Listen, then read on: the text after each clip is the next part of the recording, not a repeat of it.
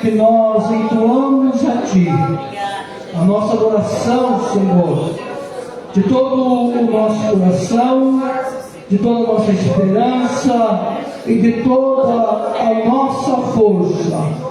E também, Senhor, a Tua palavra que vai nos alimentar nesta noite, para que durante a semana, Senhor, nós possa ter cada dia mais esperança para vencer, em nome de Jesus. Cumprimento os irmãos com a paz do Senhor Jesus. Abra sua Bíblia comigo, por favor, no livro de Esdras. Livro de Esdras, capítulo 7, e o versículo 1 a seguir. Bom, é estarmos na casa do Senhor, para que nós louvar, adorar e bendizer o seu santo nome. Queremos agradecer a Deus pela vida da irmã Maria e sua família que está conosco. Já estão em casa, né? Deus os abençoe. Estamos agradecidos a Deus pela vossa presença. E temos também pela primeira vez a Jacira e seus filhos também. Deus os abençoe em nome do Senhor Jesus. Os demais irmãos, irmã Maria, irmão Luiz, Jonas, todos de casa. Deus os abençoe em nome de Jesus. Todos os irmãos encontraram? Amém. Nós vamos dar continuidade. Esdras, capítulo 7, versículo 1. E eu quero pedir a ajuda de vocês aí, porque nós vamos percorrer muitos textos da palavra de Deus. E nos diz assim a palavra do Senhor: e passadas essas coisas, no reinado de Artaxerxes, rei da Pérsia, Esdras, filho de Seraías, filho de Azarias, filho de Ilquias, filho de Salum, filho de Zadok, filho de Aitube, filho de Amarias, filho de Azarias, filho de Meraiote, filho de Zeraías, filho de Uzi, filho de Buque, filho de Absuia, filho de Finéias, filho de Eleazar, filho de Arão, o sumo sacerdote. Amém. Pode tomar o seu assento. Nós estamos meditando há alguns dias a respeito deste que foi um dos maiores homens de tamanha importância e pouco lembrado dos tempos bíblicos do Antigo Testamento. E nós meditamos já 2 domingos, 2 semanas. Nós podemos contextualizar um momento histórico em que este grande homem de Deus surge na história da Bíblia Sagrada. E depois de tudo isso que nós meditamos, a Bíblia diz assim no primeiro versículo deste livro, Esdras, no capítulo 7, versículo 1: E passadas essas coisas, depois de passado tudo que nós meditamos nos outros cultos, aparece nas páginas sagradas um homem chamado Esdras. E a Bíblia é rápida em pontuar logo após de citar o seu nome pela primeira vez, que Esdras era filho de Seraías, e Seraías fora sumo sacerdote no tempo em que Neburazadã liderava os exércitos do rei da Babilônia e fora em conquista de muitos povos, inclusive do povo judeu. Segundo Reis 25:18.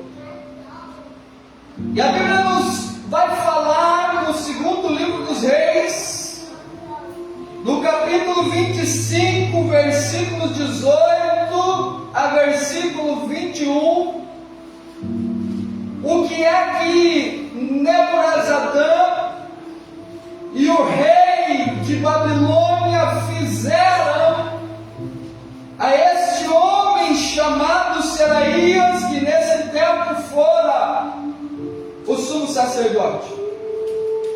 E a Bíblia diz assim: também o capitão da guarda tomou a Seraías, primeiro sacerdote, e a Sofonias, segundo sacerdote, e aos 3 guardas do umbral da porta,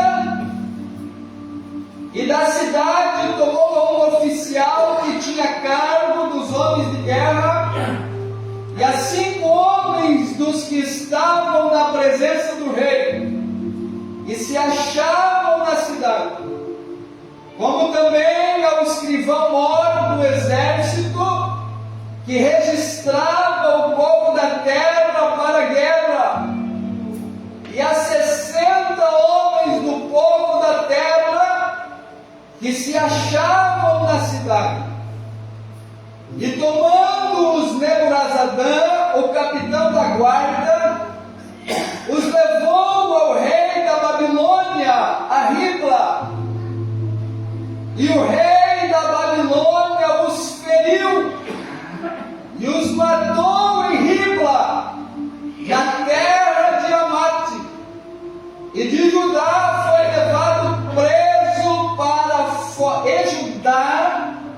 foi levado preso para fora da sua terra. A Bíblia nos diz que Seraías, que era pai deste homem chamado Esdras, fora sumo sacerdote no tempo em que o reino de Judá fora invadido. E a Bíblia diz que Judá foi levado em cativeiro, e Neburazadã, que era o chefe dos exércitos do rei, leva Seraías e alguns outros grandes e importantes homens do reino para a presença do rei da Babilônia. E a Bíblia diz que este homem de tamanha importância da história, chamado Seraías, foi ferido pelo rei em um lugar chamado Ribla e morreu. É muito provável que Esdras, seu filho, vera o que aconteceu ao seu pai por ser o sumo sacerdote, por ser o responsável das coisas de Deus no seu tempo. E isso pode nos levar a pensar como é que estava a mente de Esdras e como é que ele passa esses 70 anos de cativeiro, sabendo que seu pai, Seraías, por ser o sumo sacerdote, por ser alguém responsável pela obra de Deus e pelas coisas de Deus, chegara a um destino tão trágico. É certo que talvez Esdras pensasse: se o meu pai não fosse sumo sacerdote,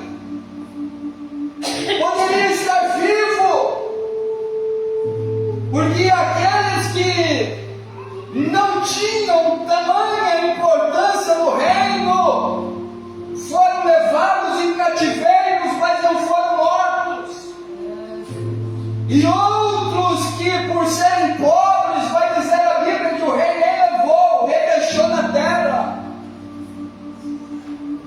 Então agora, muito provável que Esdras, ainda jovem, podia nutrir em seu pensamento: se o meu pai não fosse sumo sacerdote, não se envolvesse com as coisas de Deus, com a obra de Deus, poderia estar vivo, talvez não seria morto pelo rei, mas em vez de se frustrar com o acontecido, em vez de se amedrontar com o acontecido, em vez de retroceder, vendo o que acontecera com seu pai Seraías, a Bíblia diz que Esdras se dedica ainda muito mais do que seu pai para conhecer, e a Bíblia vai dizer que ele era hábil na lei, era cheio de conhecimento e entendimento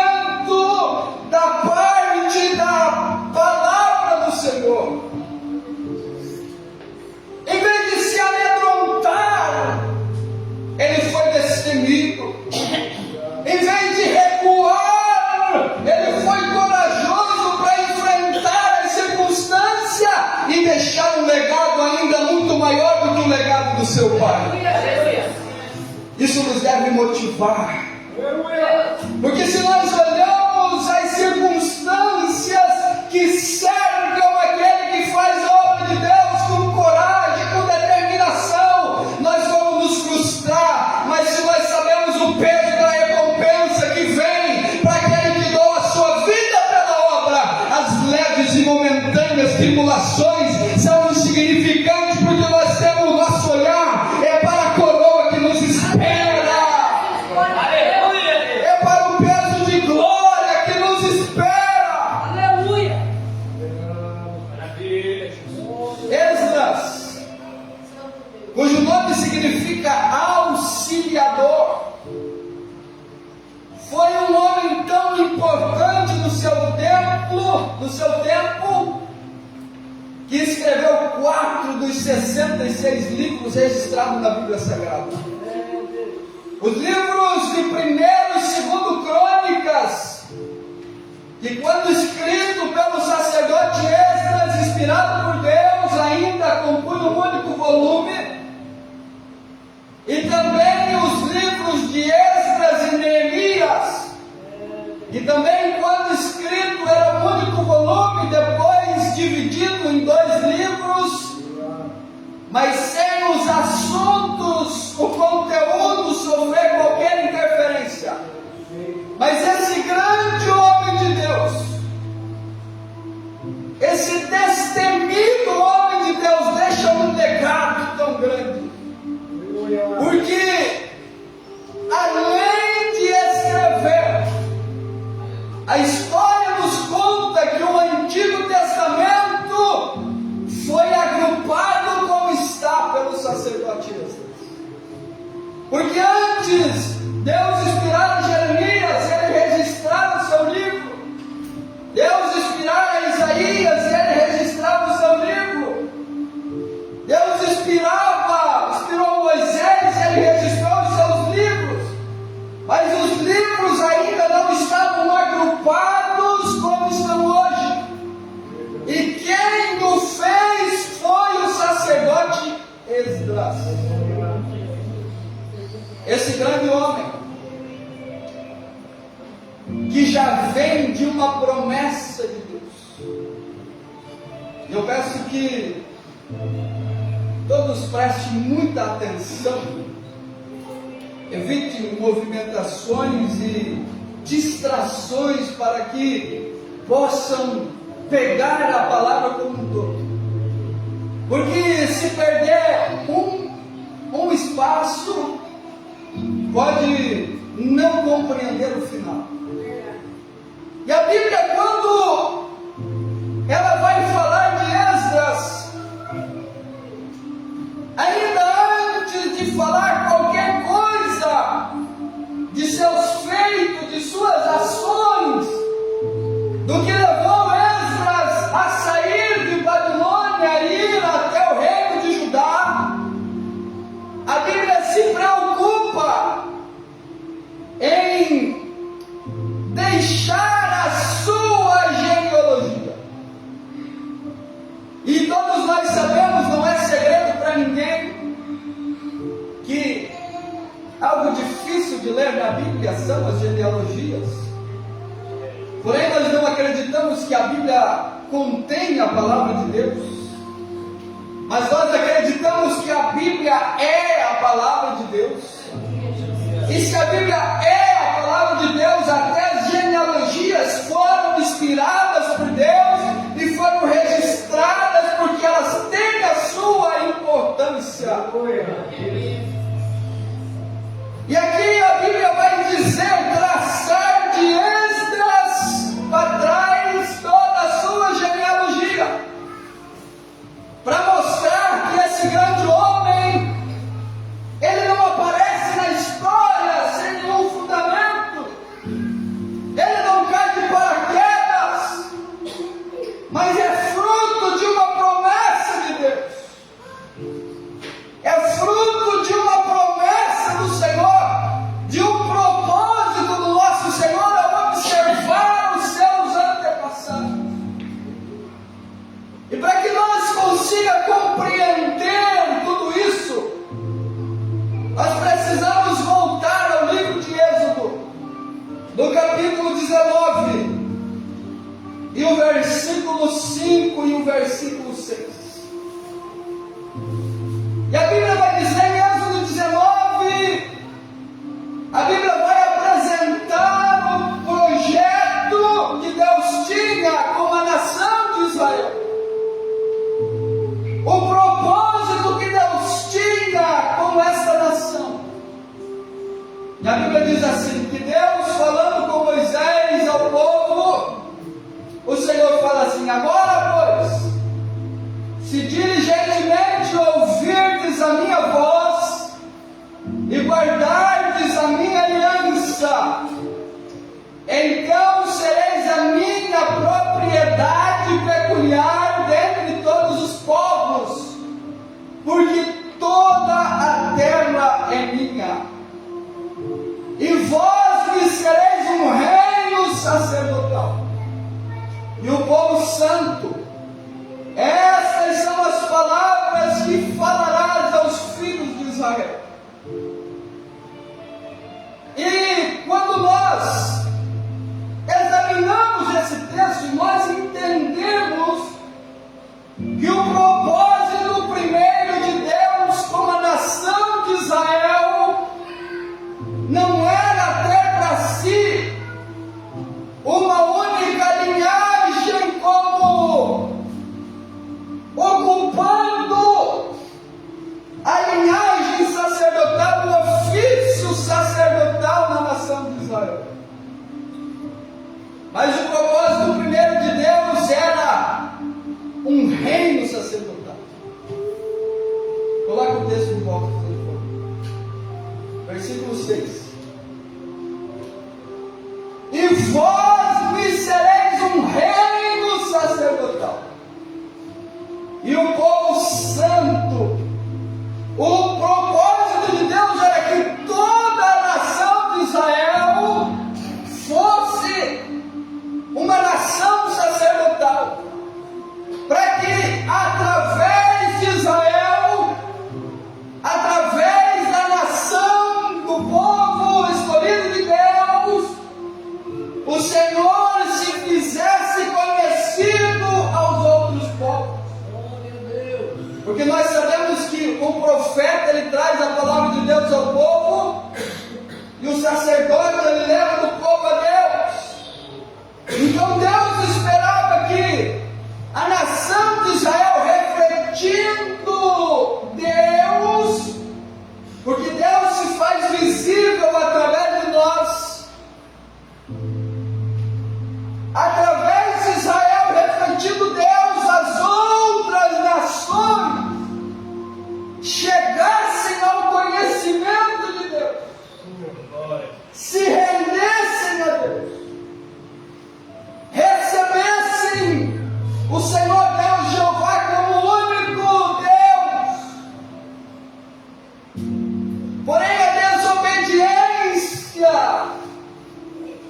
vamos observar, levou Israel para outro caminho.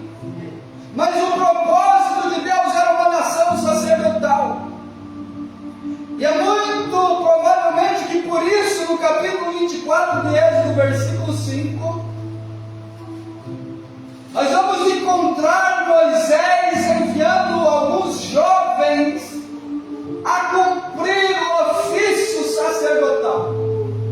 E a Bíblia diz assim: e enviou alguns jovens dos filhos de Israel. Tem que ligar essa TV aqui, está desligado. Os quais ofereceram holocaustos e sacrificaram ao Senhor sacrifícios pacíficos de bezerros. E por certo que esses jovens eram os primogênitos, que lá no capítulo 13, versículo 1, Êxodo 13, 1, Deus disse a Moisés dizendo, então falou o Senhor a Moisés dizendo: santifica-me todo o primogênito, o que abrir toda a madre entre os filhos de Israel, de homens e de animais, porque meu é. Por certo que esses jovens que estavam sacrificando, exercendo o ofício sacerdotal, eram os primogênitos que Deus disse que eram para ser santificados. Porque o propósito de Deus não era uma linhagem, não era uma família, mas era que toda a nação cumprisse o ofício sacerdotal. Mas então por quê? E nós vamos encontrar na Bíblia Sagrada uma tribo cuidando das coisas de Deus, e apenas uma linhagem com o ofício sacerdotal. No capítulo 32, aliás, no capítulo 10 de Deuteronômio, e o versículo 8, e o capítulo 10 de Deuteronômio, onde Moisés está falando ao povo,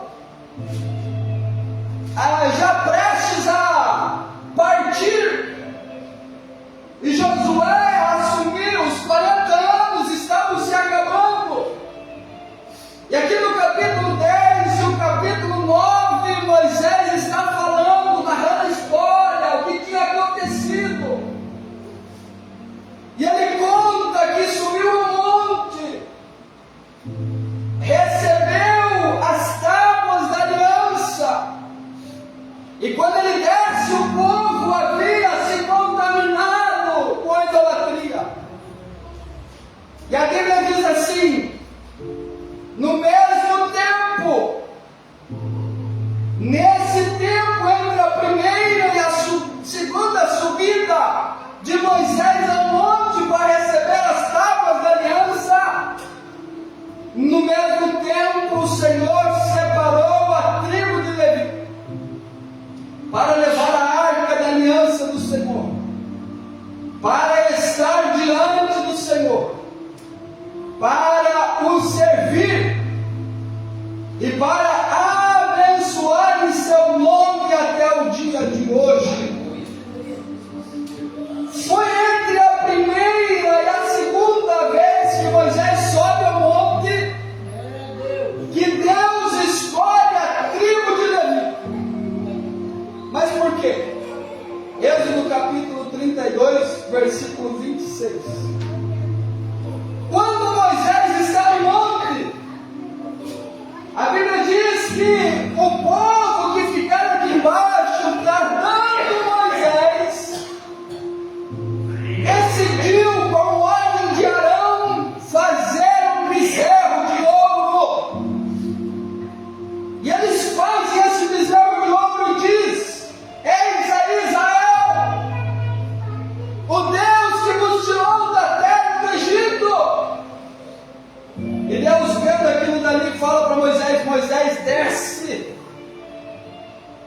desce. E quando Moisés chega, a Bíblia diz que ele se depara com a desobediência do povo.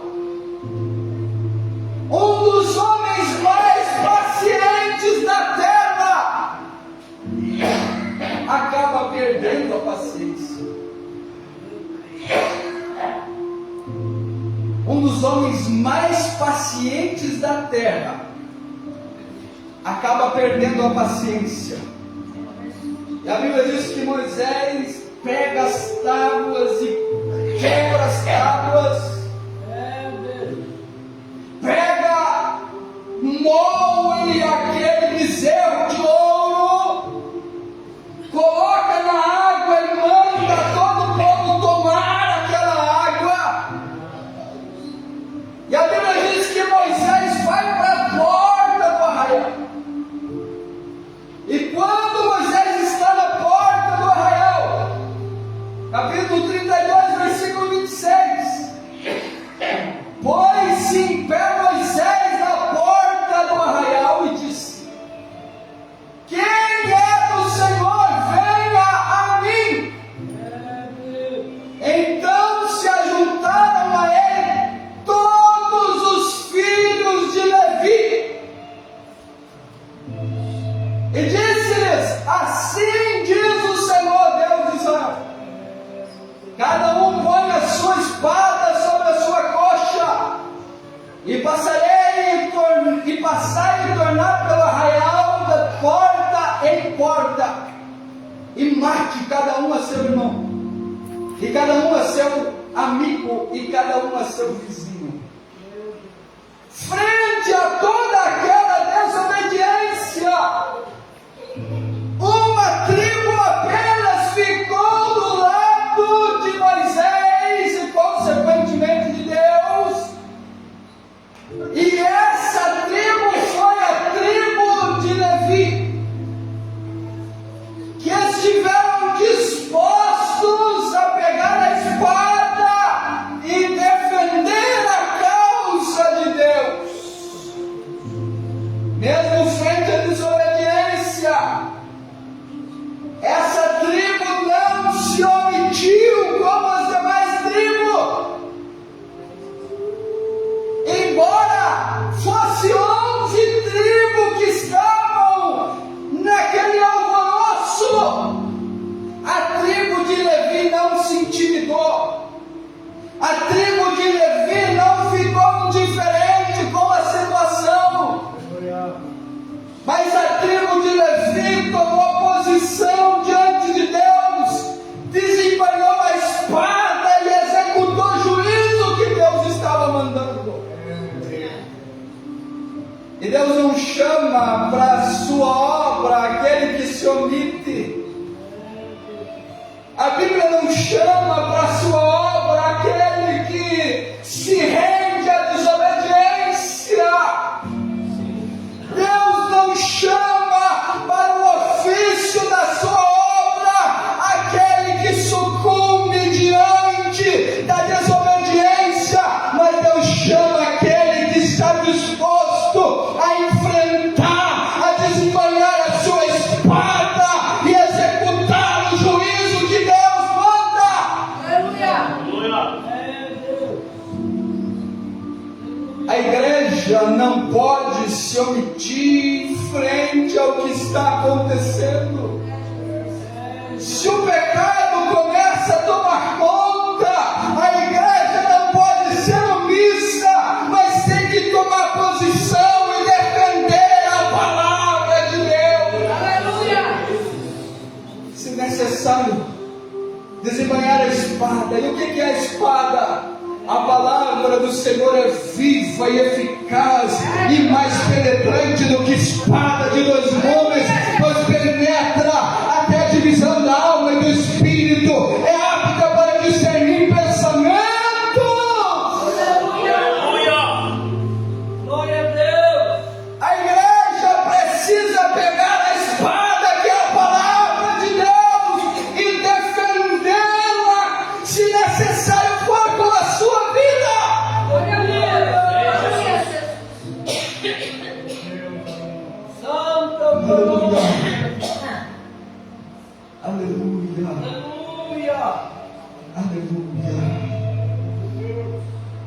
Deuteronômios, Deus falando, nesse tempo Deus escolheu a tribo de Levi.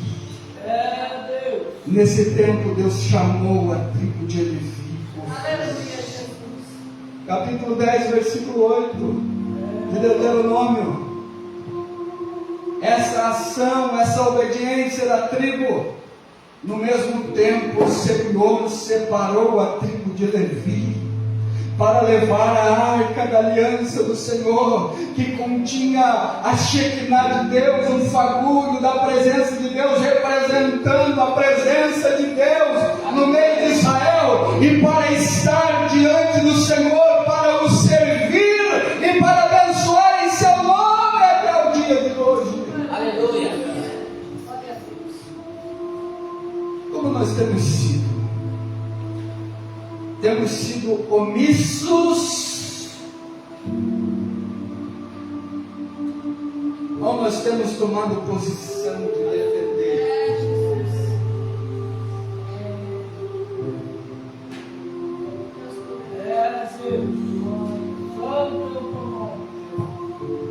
Defender a palavra de Deus.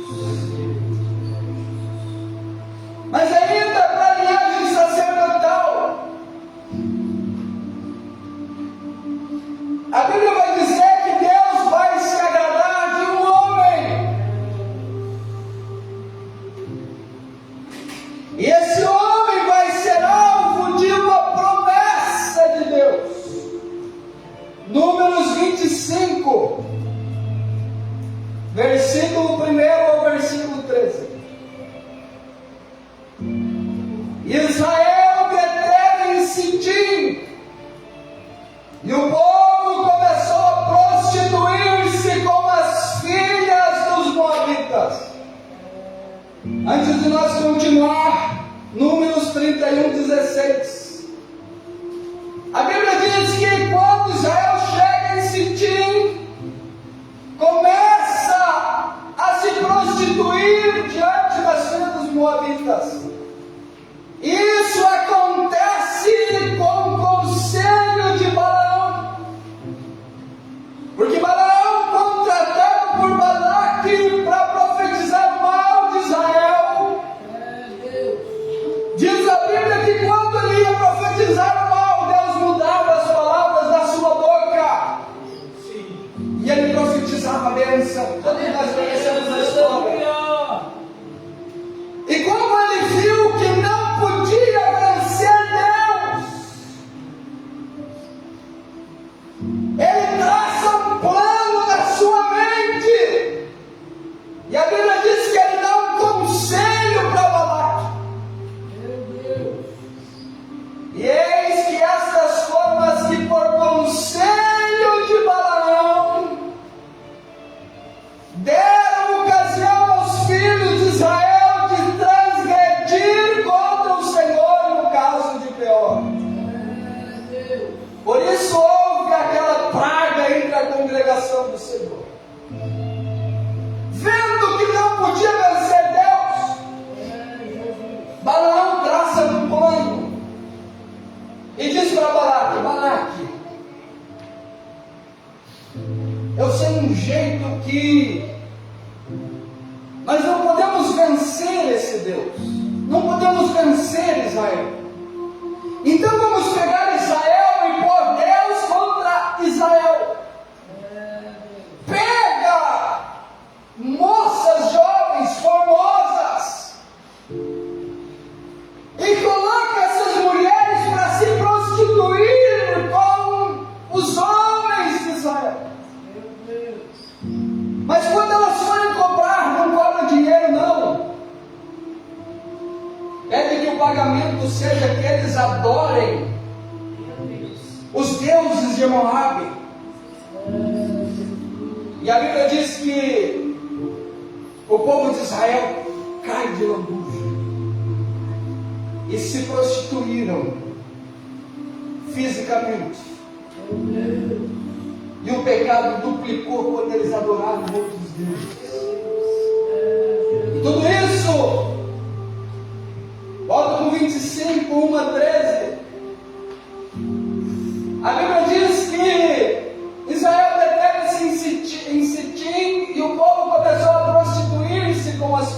moabitas.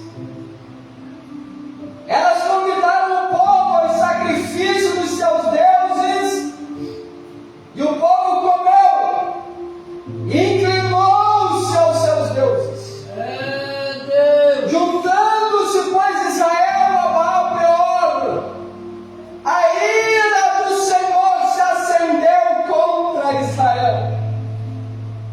Disse o Senhor a Moisés: toma todos os cabeças do povo e enforca-os ao Senhor diante do sol, e o ardor da ira do Senhor se retirará de Israel.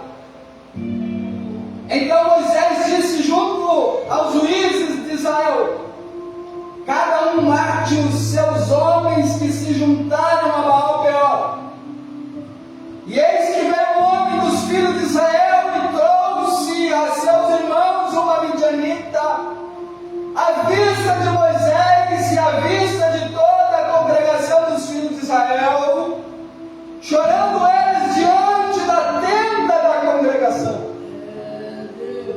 Vendo isso, Finéias, filho de Eleazar, filho de Arão, sacerdote, se levantou do meio da congregação e tomou uma lança na sua mão, e foi após o homem israelita até a tenda, e os atravessou a ambos, ao homem israelita e à mulher, pelo ventre.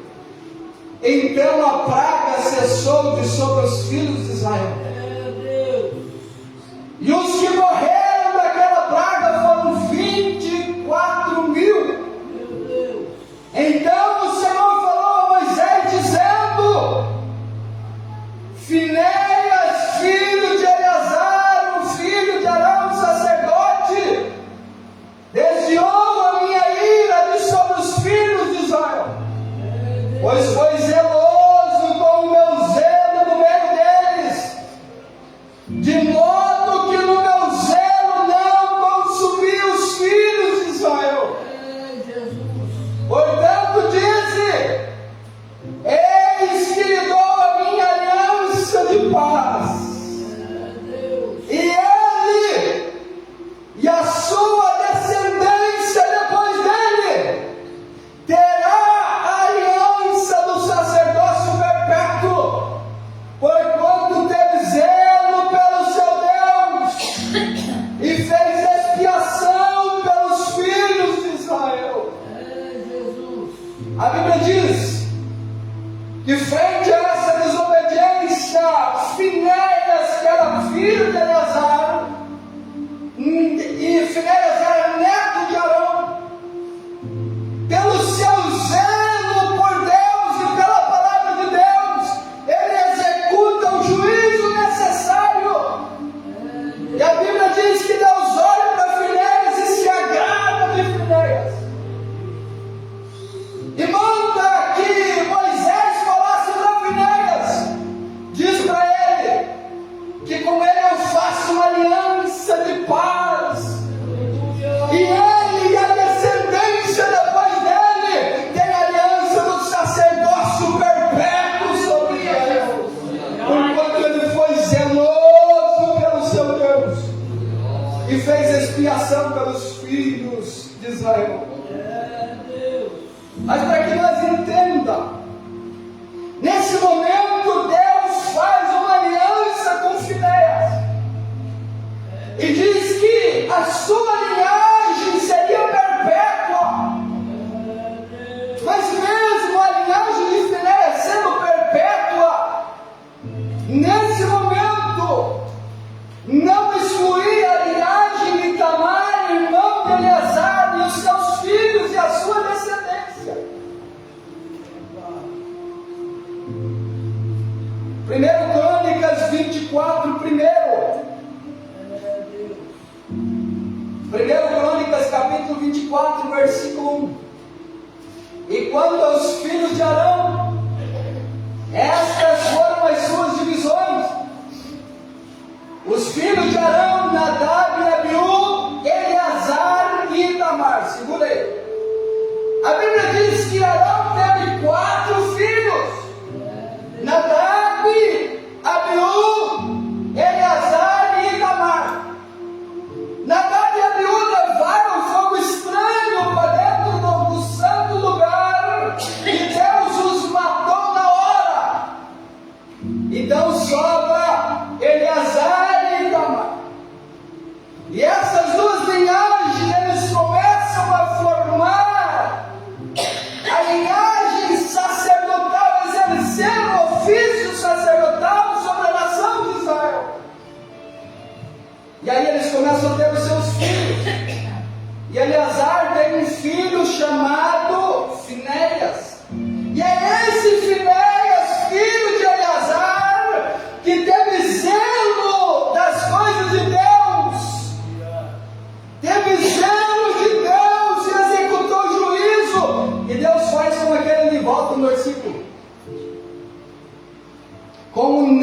com o neto de Arão, filho de Eleazar, Deus diz, com ele e a sua descendência é que eu faço aliança de paz.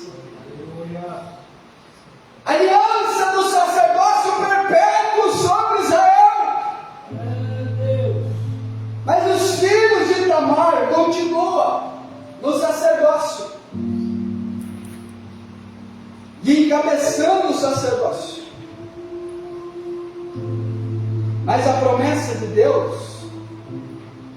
vai para o versículo 2: e morreram Nadab e Abiú antes de seu pai, e não tiveram filhos, e Eleazar e Itamar e as suas descendências administravam o sacerdócio em Israel. Isso aí é o que eu estou pregando. Só que o tempo se passa, o tempo passa, o povo chega na terra, o povo entra na terra, passa o tempo dos juízes, e quando o tempo dos juízes está próximo a terminar, a Bíblia diz que tinha um juiz sobre Israel, que também era sumo sacerdote, e esse juiz se chamava Eli. 1 Samuel capítulo 2, versículo 12. E esse juiz e sacerdote, que era o sumo sacerdote de Israel, ele tinha filhos, e esses filhos eram desobedientes em extremo. Olha lá, eram porém os filhos de Eli, filhos de Belial, e não conheciam ao Senhor. Pode continuar. Porquanto o costume daqueles sacerdotes com o povo era que, oferecendo alguém algum sacrifício, estando se cozendo a carne, vinha o moço do sacerdote com um garfo de 3 dentes em sua mão, e enfiava na caldeira, ou na panela, ou no caldeirão, ou na marmita, e tudo quanto o garfo tirava, o sacerdote tomava para si. Assim faziam a todo Israel que iam ali a Siló. Também antes de queimar a gordura, vinha o moço do sacerdote e dizia ao homem que sacrificava: dá essa carne para assar ao sacerdote, porque não receberá de ti carne cozida, mas crua. E dizendo-lhe o homem: queime-se primeiro a gordura de hoje, depois toma para ti quanto desejar a tua alma. Então ele lhe dizia: não, agora has de dar-me, senão por força tomarei. Era, pois, muito grande o pecado desses moços perante o Senhor, por quando os homens desprezavam a oferta do Senhor. O que a Bíblia permitia? Quando a carne do sacrifício estava sendo cozida, o sumo sacerdote podia ir com um garfo de 3 dentes e lançar na panela. E tudo que viesse no garfo, ele tinha o direito de comer. Mas a Bíblia diz que esses jovens, eles mandavam os seus moços, e ainda antes da carne ser oferecida em sacrifício, eles forçavam que a carne fosse dada crua. Isso feria a lei de Deus.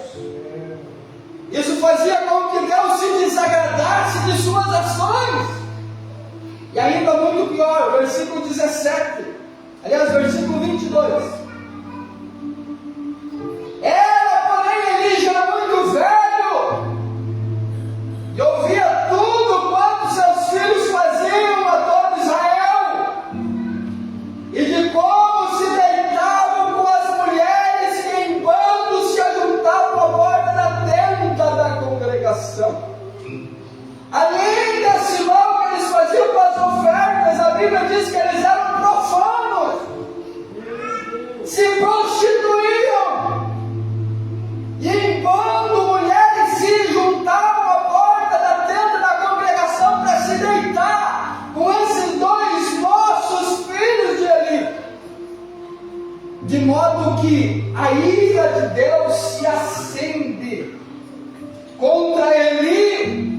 sua linhagem. Contra Eli e a sua linhagem.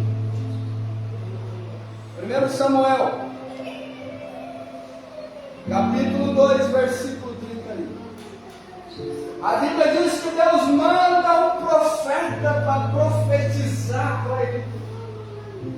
E esse profeta traz consigo a palavra de juízo de Deus sobre Eli e a sua linhagem.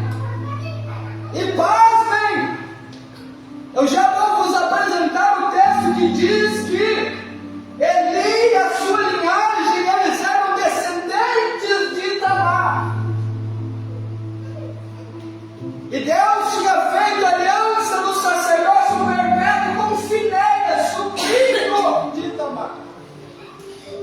Só que nesse tempo, anos depois, apesar da aliança que Deus havia feito com Finéias, a linhagem, o ofício sacerdotal ainda era liderado pela linhagem de Itamar e não de Finéias.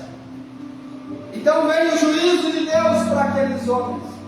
Eis que vem dias em que cortarei o teu braço e o braço da casa de teu pai, para que não haja mais ancião algum em tua casa. Essa é a palavra de Deus aí. Pode continuar. Pode passar. E verás o inimigo namorar em lugar do todo bem que houver de fazer Israel. Nem haverá por todos os dias ancião algum em tua casa. O homem, porém, a quem eu não desarraigar do meu altar, será para te consumir os olhos e para te entristecer a alma. E toda a multidão da tua casa morrerá quando chegar a idade varonil. Isto te será por sinal, a saber, a teus dois filhos, ao Ofni e Finéias. Esse Finéias não é o Finéias neto de Arão. Esse Finéias, ele é filho de Eli. A Ofni e a Finéias, ambos morrerão no mesmo dia. E eu suscitarei para mim um sacerdote fiel, que procederá segundo o meu coração e a minha alma. E eu lhe edificarei uma casa firme, e andará sempre diante do meu ungido. E será que todo aquele que restar da tua casa virá inclinar-se diante dele, por uma moeda de prata e por um bocado de pão, e dirá: rogo-te que me admitas a algum ministério sacerdotal, para que possas comer um pedaço de pão. E no capítulo 3, capítulo 4 do livro de 1 Samuel, a Bíblia diz que a morte, como juízo de Deus, se instaura sobre a família de Samuel, de Eli, e os seus dois filhos foram mortos na batalha. E quando a sua nora soube que o seu marido e o seu cunhado haviam morrido, entrou em trabalho de parto,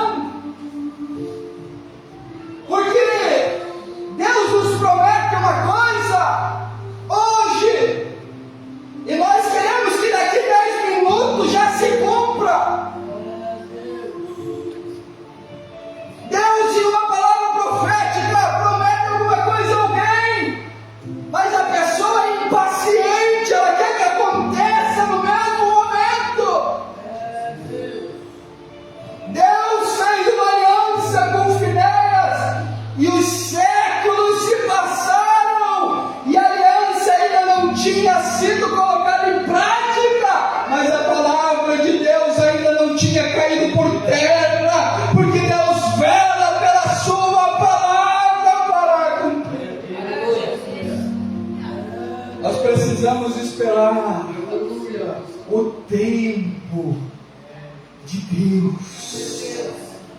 E o tempo de Deus não é o meu tempo, não é o nosso tempo. Glória a Deus. Não podemos nos frustrar se está demorando. Nós temos que se animar com a palavra de Deus que diz que Deus vela pela sua palavra, que passa o céu, passa a terra, mas a sua palavra não passará. Aleluia. 1 Samuel, capítulo 22, versículo 20. Porém, escapou um dos filhos de Aimeleque, filho de Aitube. Eu já volto para esse texto, mas olha, Aimeleque, o sumo sacerdote desse tempo, ele era filho de Aitube.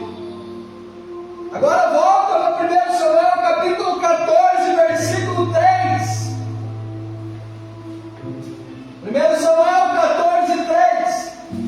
E Aías, filho de Aitube, irmão de Cabode, filho de Finéias, filho de Eli, sacerdote do Senhor em Siló. Guarda aí.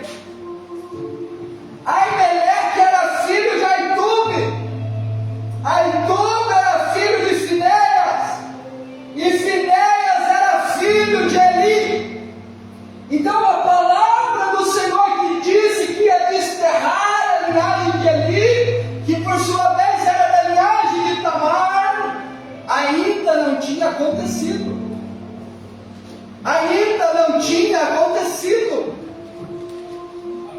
No capítulo 22 ainda o sacerdócio estava na família dele. Capítulo 22, versículos 9 a 11. E a Bíblia diz que Aimeleque consulta a Deus por Davi.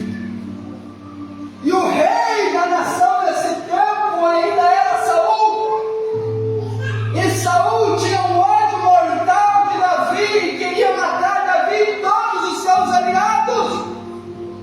Mas a Bíblia diz que Aimeleque socorre Davi, dá alimento, dá espada de Golias para Davi.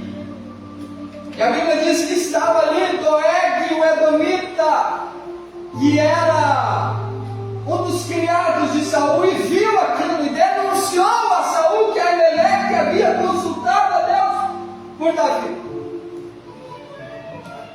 E a Bíblia diz que Saul diz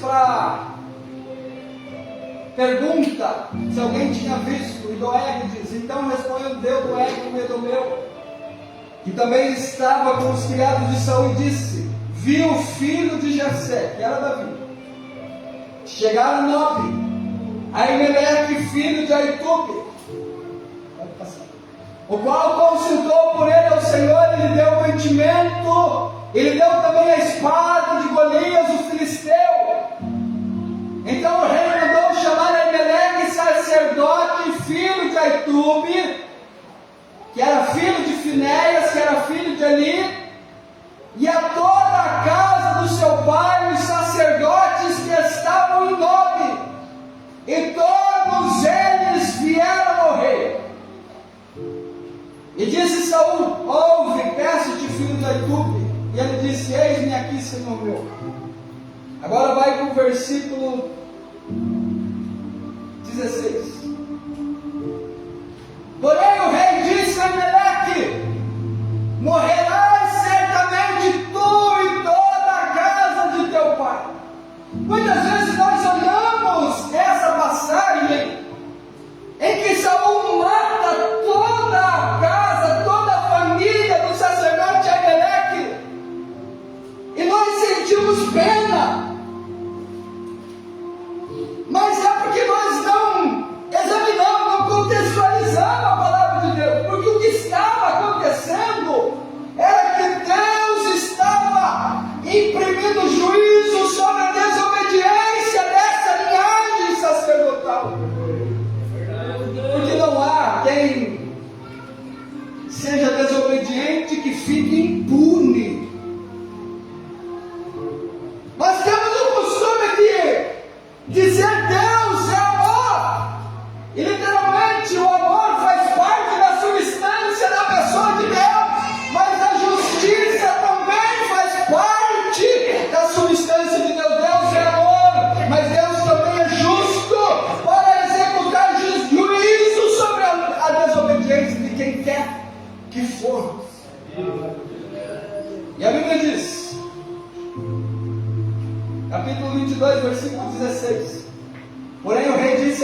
Amaleque, morrerá certamente tu e toda a casa do teu pai.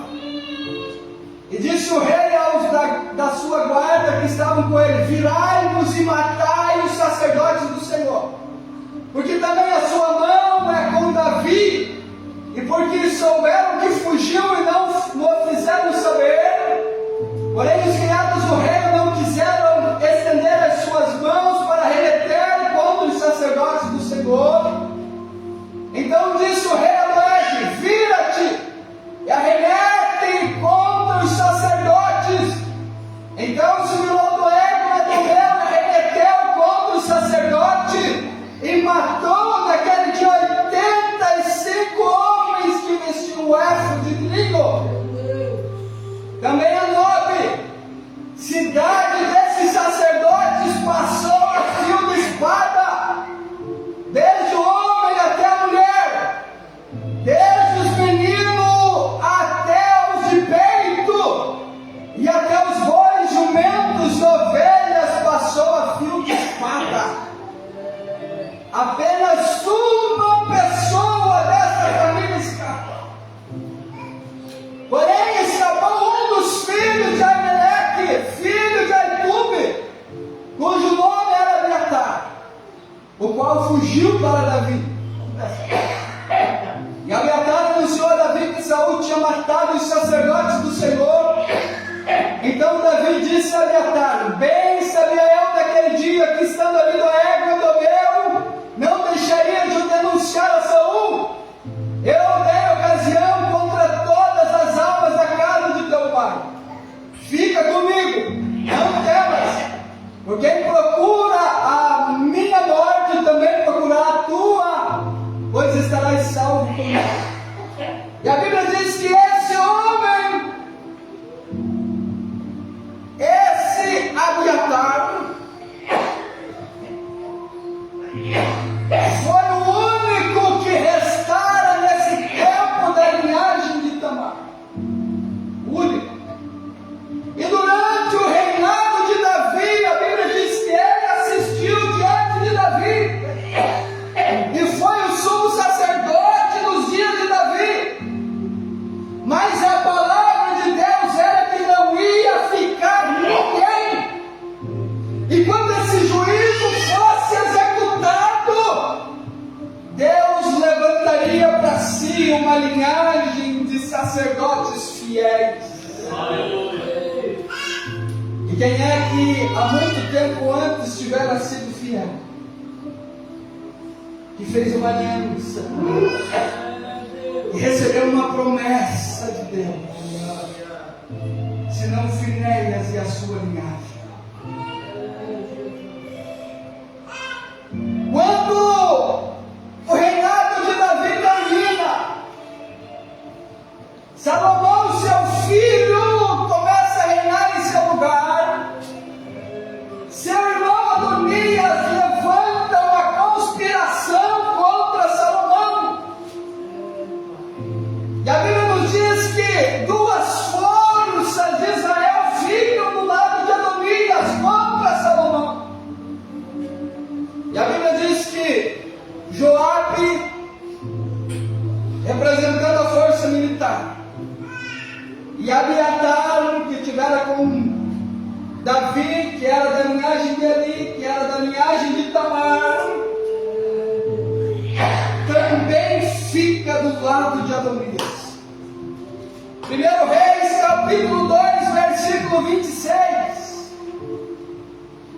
1 Reis, capítulo 2, versículo 26. Davi mata Adonias. Salomão mata Adonias, acaba com a conspiração, mata Joabe e dá uma sentença para Abiatar.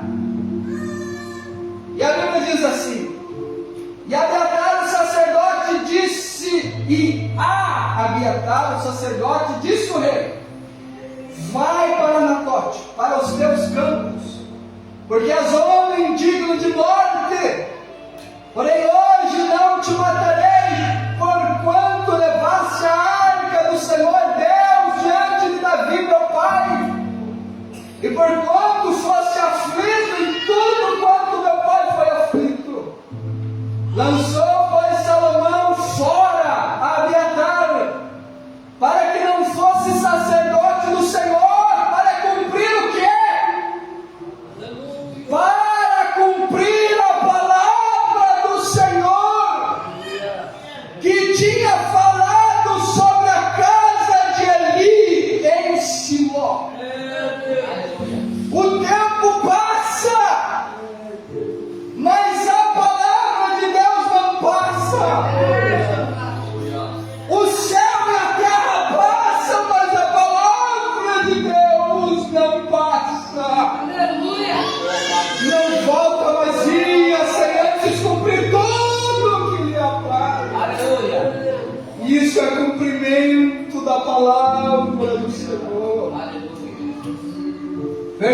capítulo 35.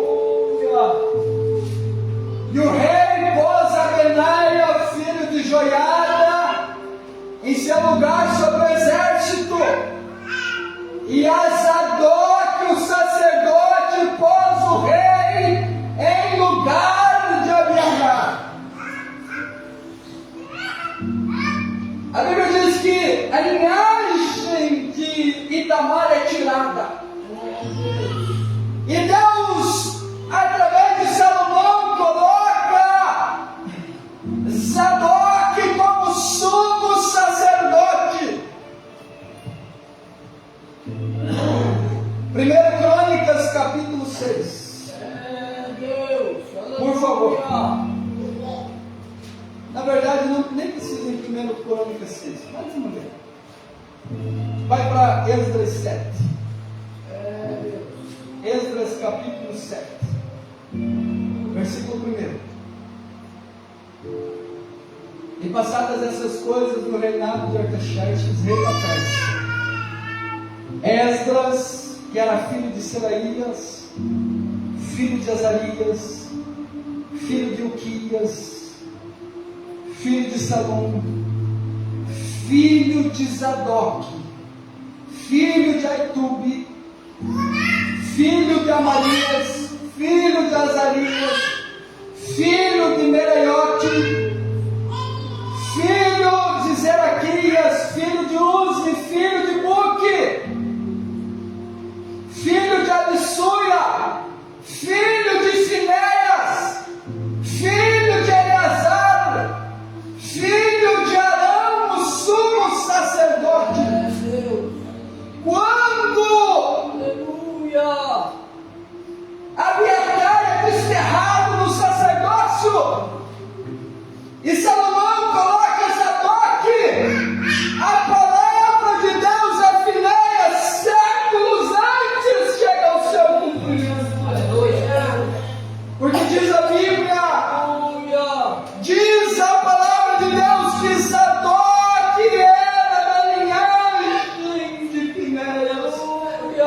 Zadok era alvo da promessa de Deus que dizia: contigo e com a tua descendência eu faço uma aliança de paz. Aleluia, Jesus.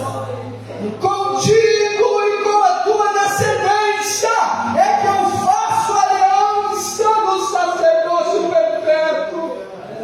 O tempo passa, os séculos passam e a promessa não se cumpre. A promessa não se cumpre, o tempo vai passando, mas o tempo de Deus não é o tempo do homem. O tempo de Deus não é o tempo cronometrado pelo homem.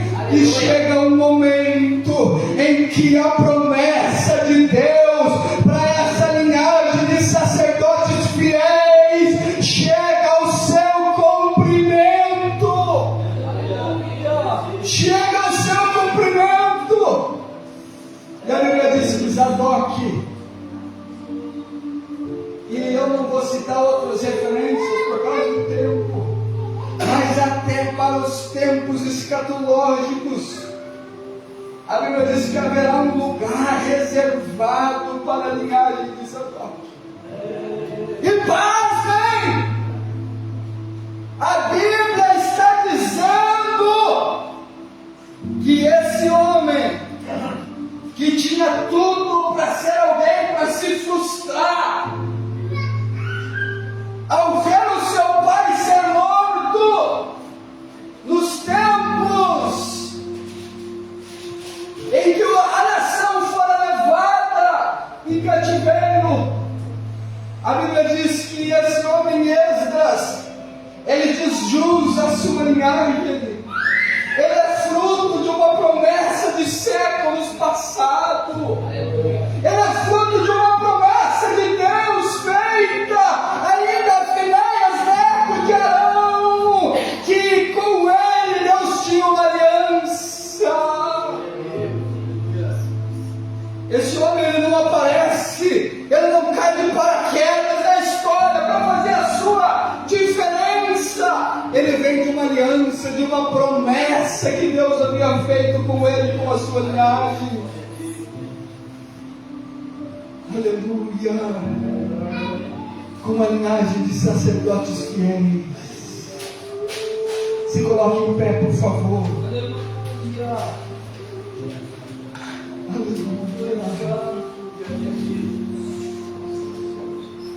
Qual que é a palavra para hoje? Em uma próxima oportunidade nós vamos nos aprofundar um pouco mais nessa palavra. Mas qual é a palavra de Deus para hoje? Não desanime se está demorando, para que as promessas de Deus se cumpram na tua vida. Não retroceda se parece que as circunstâncias não são favoráveis para que a promessa de Deus se cumpra na tua vida. Aleluia. Se Deus te prometeu,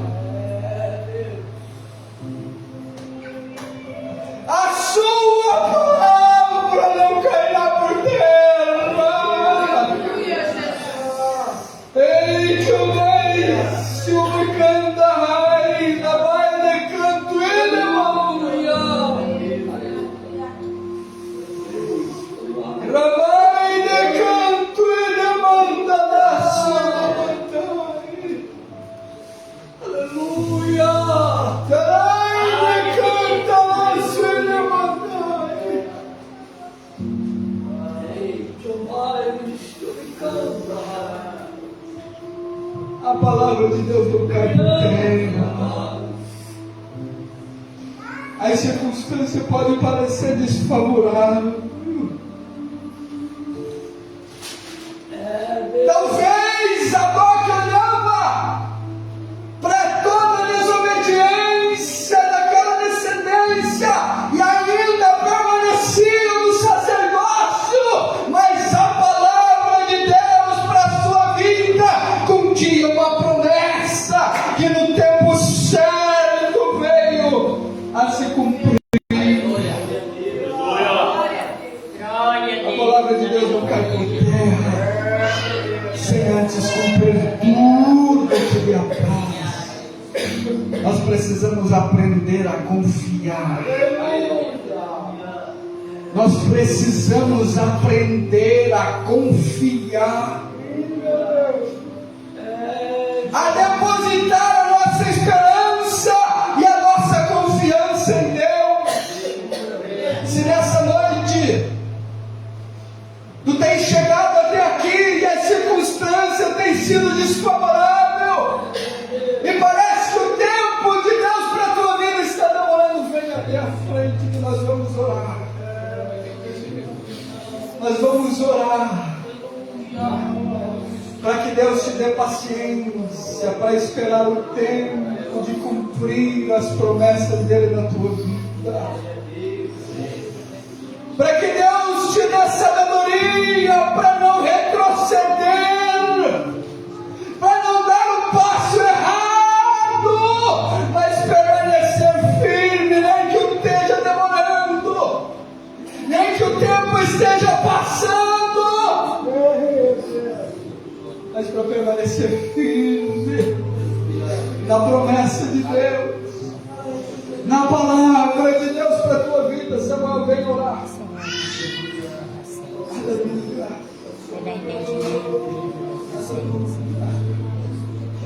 Soberano Deus, Pai eterno querido, maravilhoso. O Senhor tem falado já cada vez. O Senhor tem direcionado os nossos corações a nos acalmarmos. E temos fé e confiança que o Senhor está trabalhando. E temos fé e confiança que o Deus vai ter, que os projetos que o Senhor colocou no coração de cada um, as promessas que o Senhor entregou a cada um, ainda estão de pé, Senhor. Porque Tu és o Deus de promessa, Tu és o Deus de aliança, Tu és o Deus que promete e cumpre, Tu és o Deus que não tarda e nem tampouco falha, mas Tu és o Deus do tempo, Tu és o Deus que todo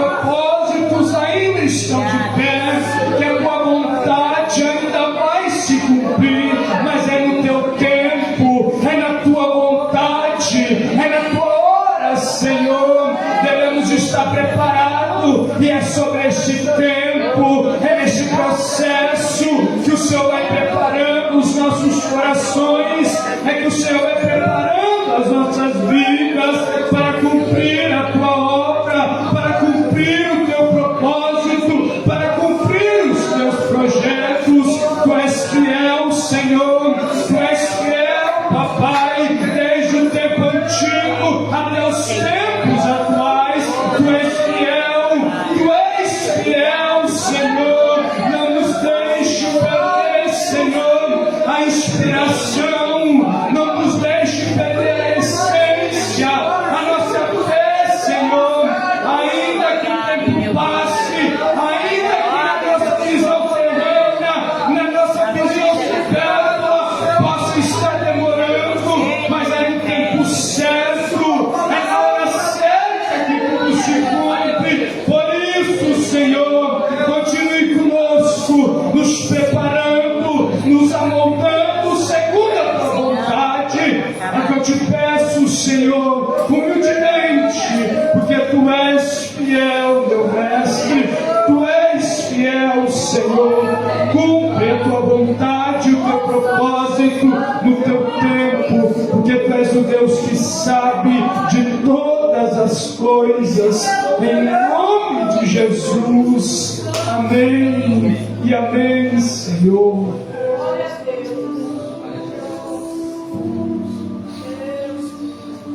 Glória a Deus. Pode ser assento, por favor.